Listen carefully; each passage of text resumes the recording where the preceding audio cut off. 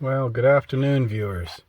Today we have a 2005 Ford F-150 extended cab with a 4.6 liter, I guess it is. Yes, 4.6. It's here for crank no start condition. So we're going to have a look at a couple of preliminary things.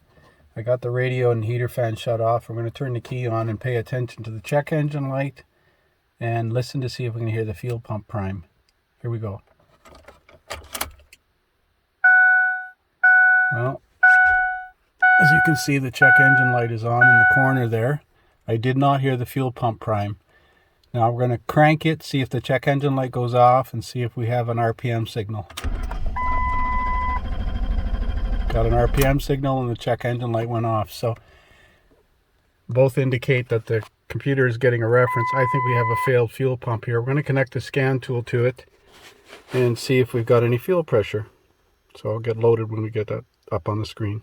I guess we have a blown fuse in the DLC connector because there's no power to the DLC. So I'm going to check some fuses. So the fuse was burnt under the fuse panel down there. 20 amp fuse. So now we're going to try to connect to this thing. A bit of a glare out here in the sun. I'll pick up when I get connected. So we're going to see if there's any memory codes in it. Might be a fuel pump driver module code because he had that disconnected in memory. Let's see. Fuel pump driver module offline, fuel rail pressure sensor performance. So let's clear these codes. Clear codes. Say yes. Key is off. Key is on, engine is off. Exit. And let's read codes again one more time. Okay, P1000 OBD2 systems incomplete. So we're going to go into data and have a look at the fuel rail pressure.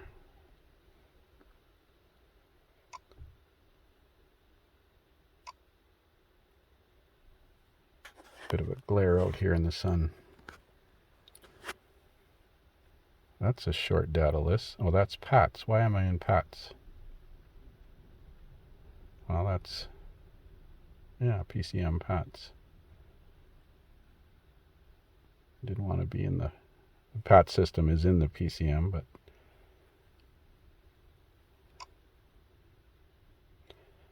fuel, I would imagine.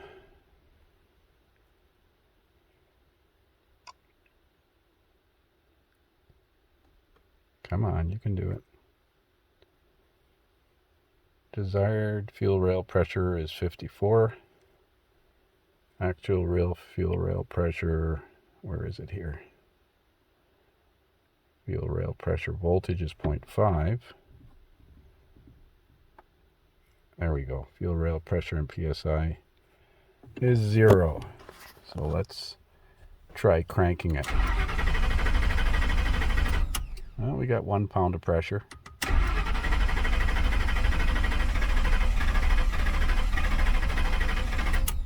It's trying to run. Well, based on that, I'm pretty sure we need a fuel pump. Well, there's a little trick. Running it on propane. I'll shut the propane off now.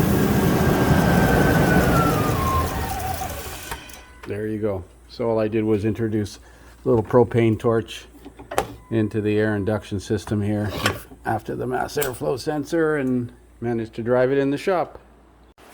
So this thing hasn't got a running board on the driver's side, but it has one on the passenger side, which necessitates that you pick it up with the arms upright like this. And I pick it up, and lo and behold, this is probably a problem. I don't think you're supposed to be able to put your finger through the frame. Anyways, unfortunately, this thing is done. Can't fix that frame, and it's rotten. I'm afraid to lift it. I just barely got the tire starting to come off the ground, and I noticed the back end is not lifting. And I see a bunch of rust fall on the floor. So we're looking underneath here cautiously. The other side is crumbling too. Pieces of the frame fell off. Oh my God. Doesn't make sense to put $1,000 worth of work into this thing. The tow truck driver had it hooked when he brought it here, and it just about tore the frame out right then. Well, I have to talk with this customer. I got no way of lifting this vehicle safely.